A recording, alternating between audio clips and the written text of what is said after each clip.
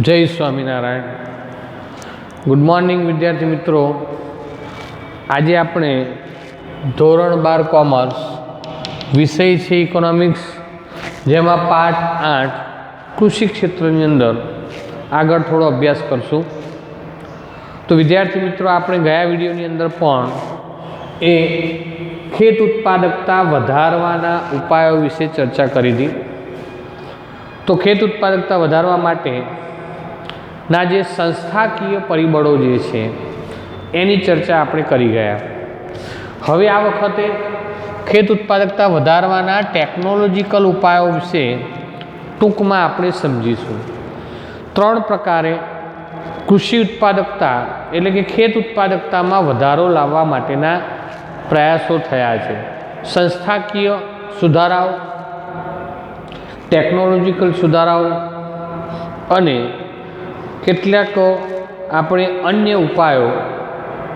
तो आ 3 प्रकारे आपणे खेत उत्पादकता वधारवाना उपायों विषे चर्चा करवानी छे। एमांथी एक संस्थाकीय उपायों आपणे आगळ जोई गया। बीजा छे टेक्नोलॉजिकल उपायों कया? तो कि विद्यार्थी मित्रों, आपणे जाणीए छीए के दिवसे दिवसे दरेक क्षेत्रनी अंदर अहीं आगळ नवा नवा संशोधनों, नव प्रवर्तनोना परिणामे कंईक दरेक क्षेत्र में परिवर्तन आव्युं छे। ए कृषि क्षेत्र होय, उद्योग क्षेत्र होय के सेवा क्षेत्र होय, एमां आपणने परिवर्तनों जोवा मळे छे। अने आ परिवर्तनों ए आपणने वधु ने वधु प्रगति थाय अने आपणा क्षेत्रोनो विकास थाय एवा प्रयासों थई रह्या छे।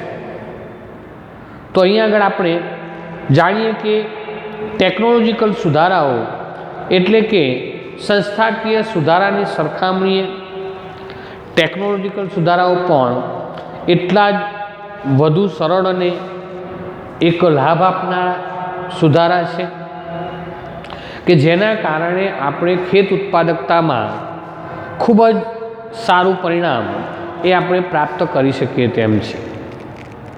तो आवा टेक्नोलॉजिकल सुधाराओनी अंदर आपणे वात करीए, सौ प्रथम तो एक छे सुधारेला बियारणो। जो कि अत्यार सुधी खेडूतो पोते जे खेती करता ए खेती में पोताना घरनी कोठीमांथी जे खावानुं अनाज छे ए ज अनाजने बियारण स्वरूपे वापरवामां आवतुं। परंतु धीमे धीमे अहीं आगळ नवा नवा बियारणोनी शोध करवामां आवी। अहीं आगळ जे बियारण छे एनी मावजत द्वारा एने दवाना पट आपी पूरेपूरी मावजतथी आ बियारण तैयार करवामां आवे छे। जे बियारणथी आपणने घरेलू बियारण करता पण वधारे उपज प्राप्त करी शकाय छे। तो विद्यार्थी मित्रों, अहीं आगळ आ जे सुधारेला बियारणो छे जेने आपणे हाइब्रिड बियारण पण कहेवाय छे। अने आ हाइब्रिड बियारणो ए आपणा राष्ट्रीय निगम नी अंदर तैयार थाय छे। गुजरात सरकार द्वारा जे निगमनी शरूआत करवामां आवी छे त्यां आगळ आने आपणे ए करी अने नोंधपात्र उपज वधारी शक्या छीए। आ सिद्धि मेळवी छे, बराबर। अने आ बियारणनी अंदर आपणे कह्युं तेम कि हाइब्रिड बियारणथी आपणे कृषि क्रांति लावी शक्या छे। खेती क्षेत्र में खूब ज मोटी अहीं आगळ सिद्धि हासिल करी छे एम कही शकाय। परंतु तेने आपणे कृषि क्रांतिनी जग्याए बीज क्रांति तरीके पण ओळखवामां आवे छे। तो बियारणनी अहींया जातने सुधारो करी अने आपणे उत्पादनमां वधारो लावी शकीए तो तेने बीज क्रांति तरीके पण अहींया ओळखवामां आवे छे। तो जुओ, अहींया कृषि क्रांतिने आपणे बीज क्रांति पण कहीए छीए। एनुं कारण कि आ हाइब्रिड बियारणना कारणे ज आपणे उत्पादनमां वधारो लावी शक्या छे। तो आवुं कृषि संशोधन समिति छे, ए कृषि संशोधन समिति द्वारा રાષ્ટ્રીય બીજ નિગમમાં આ બિયારણ તૈયાર કરવામાં આવે છે. કેટલીક કૃષિ વિશ્વવિદ્યાલયો છે, એ કૃષિ વિશ્વવિદ્યાલયોમાં પણ આ તૈયાર થાય છે અને જેનો વપરાશ કરી અને આપણે વધુને વધુ ઉત્પાદન મેળવી શકીએ છીએ. સરકાર દ્વારા આવું બીજ નિગમો દ્વારા તૈયાર થયેલું બિયારણ ક્યારેક આપણને સબસિડી સ્વરૂપે પણ એ ખેડૂતોને આપવામાં આવે છે. તો આને દ્વારા આપણે ઉપજમાં વધારો લાવી શકીએ છીએ. બીજું છે રાસાયણિક ખાતરો. તો આપણે જાણીએ છીએ કે આપણી જમીનમાં એક ધાર્યા એક કરતાં વધુ પાકો લઈએ તો તેના કારણે આપણા જમીનનું જે પોત છે એ જમીનની પોતની ફળદ્રુપતામાં ઘટાડો આવે છે અને આ ઘટાડો જે છે એ આપણા ઉત્પાદનને નીચું લાવે છે. કારણ કે જેને જે તત્વની જરૂરિયાત છે એ પૂરતા પ્રમાણમાં ન મળવાથી આપણે જે ઉપજ મેળવી છે એ ઉપજ ખૂબ જ નીચી જોવા મળે છે. તો વિદ્યાર્થી મિત્રો, આ ઉણપ જે છે જેની અછત વર્તાય છે એ તત્વને ઉમેરવા માટે અહીંયા આગળ શાની જરૂર પડે? રાસાયણિક ખાતરોની જરૂર પડે છે. જેમ કે જમીનમાં નાઇટ્રોજન, ફોસ્ફેટ છે, ત્યાર પછી પોટાશ છે.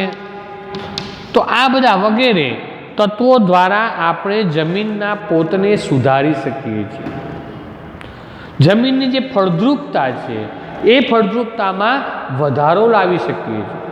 અને જો એ જમીનની ફળદ્રુપતા સારી હશે, પૂરતા પ્રમાણમાં નાઇટ્રોજન, ફોસ્ફેટ, પોટાશ જેવા તત્વો તેની અંદર આપણે હશે તો આપણો પાક સારો અને વધુ પ્રમાણમાં ઉપજ મેળવી શકાય છે.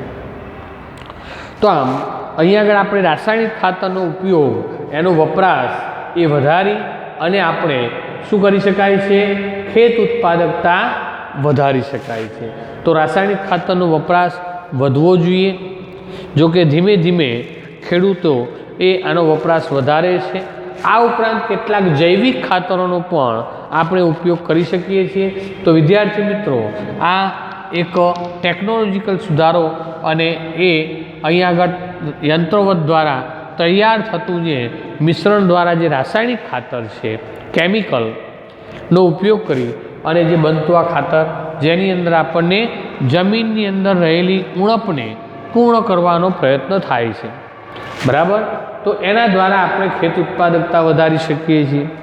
વિદ્યાર્થી મિત્રો, અહીંયા આગળ આપણે સિંચાઈની સગવડ, તો આ પણ આપણને ખબર છે કે આપણી ભારતની ખેતી એ મોટા ભાગે વરસાદ આધારિત છે. જો વધુ પ્રમાણમાં વરસાદ પડશે તો જ આપણી ખેત ઉત્પાદકતામાં વધારો લાવી શકીએ છીએ. પરંતુ વરસાદનું અછત હોય અથવા તો અહીંયા એ અછતના કારણે આપણે ખેત ઉત્પાદકતા એ ઘટી શકે છે. કારણ કે જે પાકને જેટલું પાણીની જરૂરિયાત છે એ પાણી જો પૂરતા પ્રમાણમાં ન મળે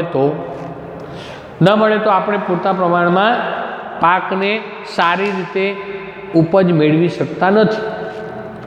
તો વિદ્યાર્થી મિત્રો, અહીંયા સિંચાઈની સગવડો એ અહીંયા આગળ અપૂરતી છે, એને પૂર્તિ કરવા માટેનો કેટલોક પ્રયત્ન કરવામાં આવ્યો છે.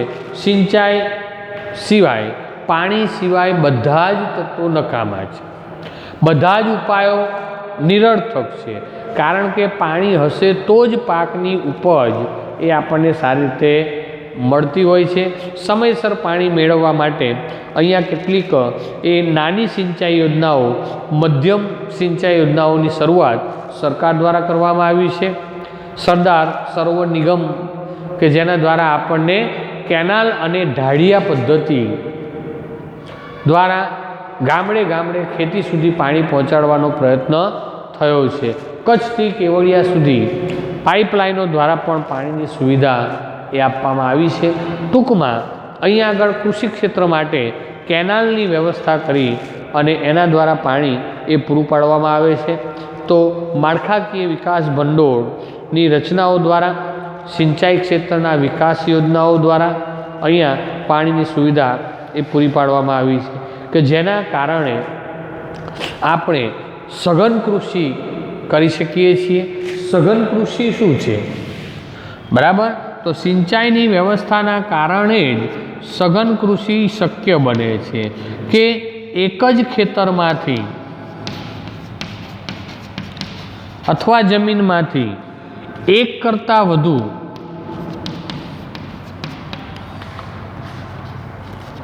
પાક લઈ શકાય। ક્યારે? તો કે છે એક વર્ષમાં એક કરતાં વધુ પાક આપણે જો લઈ શકતા હોય એક જ ખેતરમાં, બરાબર, એટલે કે કહેવાનો મતલબ એ છે કે અહીંયા આગળ એક સિઝન નહીં પણ વર્ષમાં ખરેખર 3 સિઝન આપણે લઈ શકીએ તેમ છે। જો સિંચાઈની પૂરી વ્યવસ્થા હશે તો આપણે આ શક્ય છે। તો એ રીતે આપણે સિંચાઈની સગવડ એ કરી શકાય અને એના દ્વારા ઉપજ વધારે મેળવી શકાય। યંત્રનો ઉપયોગ તો શરૂઆતના તબક્કામાં જૂની પુરાણી જે પદ્ધતિ છે, જૂની પદ્ધતિ પ્રમાણે ખેતીની ખેડ માટે શાનો ઉપયોગ થતો? તો કે માણસ, બળદ, પશુ, અન્ય પશુઓનો ઉપયોગ કરવામાં આવતો કે જેના પરિણામે આપણે ખેતી મોડી પડતી, સારી રીતે આપણે ખેડ નહોતા કરી શકતા અને એટલા માટે આપણે આ જૂની આધુનિક પદ્ધતિમાં આપણને જાણ છે કે આધુનિક પદ્ધતિ અનુસાર ખેતીના ઘણા બધા સાધનો છે। ટ્રેક્ટર, બરાબર છે, થ્રેસર છે, બરાબર, ત્યાર પછી અહીંયા આગળ આપણને કેટલાક કલ્ટી છે, બરાબર છે, ઉપરાંત મોટા અત્યારે હાર્વેસ્ટર આવ્યા છે કે જેનાથી આપણે એક જ વખતમાં ટૂંકા ગાળામાં આપણે કામ કરી શકીએ છીએ। જો આપણે અહીંયા આગળ સારામાં સારી રીતે આ બધા સાધનો દ્વારા એ કરી શકીએ છીએ। દવાઓ છાંટવા માટે પંપ સેટ, કયો? વીજળીવાળો, તો એના દ્વારા આપણે દવા પણ ઝડપી કરી શકીએ છીએ। ઓઇલ છે, એન્જિનો, દવાઓ છાંટવાના પંપ વગેરે ઘણા બધા આવા યંત્રો છે જેના દ્વારા આપણે ખેતીને ઝડપી બનાવી શકીએ અને આ ખેતી ઝડપી બનાવી અને વધુને વધુ ઉત્પાદન પણ મેળવી શકીએ છીએ। સમથળ કરવા માટે, ખેડવા માટે, માટી ખીંચવા માટે, વાવવા માટે દરેકમાં ટ્રેક્ટરનો ઉપયોગ થાય છે। પાકને લઈ લેવા માટે થ્રેસર દ્વારા કરી શકાય છે। કલ્ટિવેટરથી આપણે એ કરી શકીએ છીએ। કેટલાક રોટરી છે કે જેનાથી સમથળ બનાવી શકાય। હાર્વેસ્ટરથી આપણે એ મોટા મોટા પાક છે એ પાકને આપણે હાર્વેસ્ટર દ્વારા ઘડીના 6થા ભાગમાં આપણે એ ઉપજ મેળવી શકીએ છીએ। તો વિદ્યાર્થી મિત્રો, આ રીતે આપણે કેટલાક આધુનિક યંત્રોનો ઉપયોગ એ હવે આપણે ખેતીમાં કરી શક્યા છીએ જેથી આપણે સરળતાથી કૃષિ ક્ષેત્રમાં ઝડપી ઉપજ મેળવી શકાય છે। જંતુનાશક દવાઓ, આપણે જાણીએ છીએ કે અત્યારે દવાઓની જરૂરિયાત છે।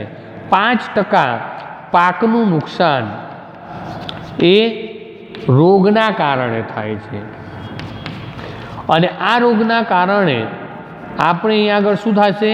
5% પાક ઉત્પાદન એ બગડે છે ભાઈ। તો પાક ઉત્પાદનનું નુકસાન એ આપણને રોગના કારણે જોવા મળે છે। જંતુનાશક દવાઓનો શોધ કરવામાં આવી જે તે રોગનું નિયંત્રણ અને આ રોગ પર નિયંત્રણ લાવવા માટેની દવાઓની શોધ થઈ અને આ દવાઓની શોધના પરિણામે આપણે તેના ઉપયોગથી આ થતું નુકસાન અટકાવી શકીએ છીએ અને સારામાં સારી રીતે આપણા પાકની ઉપજમાં વધારો લાવી શકીએ છીએ। ત્યાર પછી છે ભૂમિ પરીક્ષણ। ભૂમિ પરીક્ષણ એટલે કે અહીંયા આગળ જમીનના પોતની ચકાસણી। બરાબર છે। આપણી જમીન જે છે એ જે તે પાક માટે સાનુકૂળ છે કે કેમ એની જાણકારી મેળવવા માટે આપણે કૃષિ પ્રયોગશાળાની અંદર આપણે શું કરી શકીએ? ભૂમિ પરીક્ષણ કરી શકીએ છીએ કે માટી લઈ જઈ અને એ માટીમાં કયા કયા તત્વો રહેલા છે, કયા તત્વની ઉણપ છે, કયા પાક માટે આપણી જમીન સારી છે, એ દરેક બાબતે અહીંયા પ્રયોગશાળાની અંદર કૃષિ પ્રયોગશાળામાં આપણે એ જાણી શકીએ છીએ। આપણી જમીનનું જે પોત છે એની ચકાસણી થઈ શકે છે અને એ પ્રમાણે આપણે જો ટ્રીટમેન્ટ કરવામાં આવે તો આપણે સારામાં સારો પાકની ઉપજ મેળવી શકાય છે, ઉત્પાદનમાં વધારો લાવી શકીએ। તો વિદ્યાર્થી મિત્રો, અહીં આગળ આપણે કૃષિ ક્ષેત્રમાં ભૂમિ પરીક્ષણ કરાવવું ખૂબ જરૂરી છે અને તો જ આપણને ઓછા ખર્ચમાં સારી ખેતી કરી શકાય છે। અમુક વિદ્યાર્થી મિત્રો એમ કહેતા હોય છે કે આપણે રાસાયણિક ખાતરની વાત કરી, તો રાસાયણિક ખાતર જે છે તો રાસાયણિક ખાતરમાં આપણી જમીનની અંદર નાઇટ્રોજનની ઉણપ છે, ફોસ્ફેટની ઉણપ છે કે પોટાશની ઉણપ છે, જેની ઉણપ હોય એ પ્રમાણે આપણે રાસાયણિક ખાતર વાપરી શકીએ। શાની ઉપરથી ખબર પડે? ભૂમિ પરીક્ષણ ઉપરથી। અને એ દ્વારા જો આપણે એની ચકાસણી કરવામાં આવે તો આપણે રાસાયણિક ખાતરનો ઉપયોગ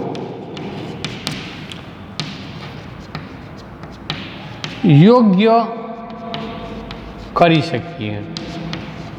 બરાબર છે। અને તો જ આપણે સારામાં સારી ખેતી એ ઉપજ મેળવી શકાય છે। ઉપરાંત કેટલાક અન્ય ઉપાયો છે। તો વિદ્યાર્થી મિત્રો, અહીંયા આગળ કૃષિ ઉત્પાદકતાને વધારવા માટે ખેડૂતોને સૌપ્રથમ તો આપણા ખેડૂતોને શું કરવાના છે? શિક્ષિત કરવાના છે। બરાબર છે। ખેડૂતો જો શિક્ષિત થશે, એ બધી જ બાબતોથી અહીંયા આગળ જાણકારી મેળવશે તો જ એ વ્યક્તિ સારામાં સારું એ ઉત્પાદન મેળવી શકે છે। આપણે કૃષિના જે સંશોધન છે એ સંશોધનથી વાકેફ કરવાના છે। બરાબર છે કે એને પૂરેપૂરા અહીંયા એની માહિતી આપવામાં આવે, જાણકારી આપવામાં આવે તો તેનો ઉપયોગ એ કરી શકે છે। અહીં આગળ કેટલાક પ્રારબ્ધવાદી ખેડૂતો છે, એમને જાગૃત કરવાની જરૂરિયાત છે અને એના દ્વારા ખેડૂતોને ખેતી સંલગ્ન જે પ્રવૃત્તિઓ છે કે ખેતીની સાથે જોડાયેલી પ્રવૃત્તિ, ખેતી સાથે પશુપાલન છે, મરઘા બતકા ઉછેર છે, બરાબર છે, ત્યાર પછી મત્સ્ય ઉદ્યોગ છે, બરાબર છે, ત્યાર પછી જંગલમાંથી આપણે જે અમુક પેદાશો મેળવવાનો જે ઉદ્યોગ છે, આ બધા ઉદ્યોગો કૃષિ સાથે સંકળાયેલા છે। તો એના વિશે પણ એમને પૂરતા માહિતગાર કરી અને આપણે અહીં આગળ કૃષિમાં વધારો લાવી શકીએ છીએ। તેના સંશોધનો વિશે એ પૂરતા પ્રમાણમાં એને અભ્યાસ કરાવવો જોઈએ, તાલીમ આપવી જોઈએ અને તો જ ખેતી પરનું ભારણ જે છે એ ઓટોમેટિક ઘટે છે અને સાથે સાથે આવા પ્રકારના ઉદ્યોગોમાં તે અહીં આગળ પોતાની આવી પ્રવૃત્તિ કરી અને પોતે પણ કમાણી કરી શકે છે। તો આમ માથાદીઠ ઉત્પાદકતા જે છે એ પણ આપણે અહીં આગળ વધારી શકાતી હોય છે। તો વિદ્યાર્થી મિત્રો, ખેત ઉત્પાદકતા વધારવા માટે આ શક્ય ઉપાયો એ આપણે ટેકનોલોજીકલ ઉપાયો આપણે જોયા। હવે કેટલાક અન્ય ઉપાયોની આપણે આવતા પીરિયડમાં એ વાત કરીશું। તો જય સ્વામિનારાયણ। અત્યારે આપણે આટલા સુધી ભૂમિ પરીક્ષણ સુધી ટેકનોલોજીકલ ઉપાયોની આપણે અહીંયા પ્રશ્ન લખવાનો છે અને એને સારી રીતે તૈયાર કરવાનો છે। જય સ્વામિનારાયણ।